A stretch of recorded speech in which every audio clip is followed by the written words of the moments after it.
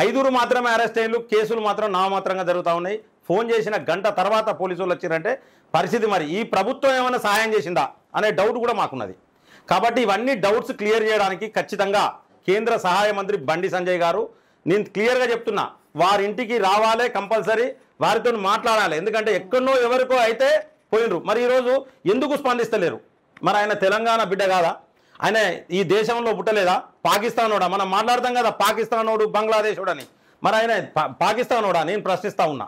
ఖచ్చితంగా గిరీష్ దారమోనికి కేంద్ర సహాయ మంత్రి బండి సంజయ్ గారు ఖచ్చితంగా క్షమాపణ చెప్పాల్సింది. ఎందుకంటే తప్పదు, ఇక్కడ క్లియర్గా వారి పేరే వినిపిస్తోంది, వారు స్పందిస్తలేరు, మరి నాకు సంబంధం లేదని కూడా చెప్పట్లేదు. కాబట్టి ఖచ్చితంగా నేను డిమాండ్ చేస్తూ ఉన్నా.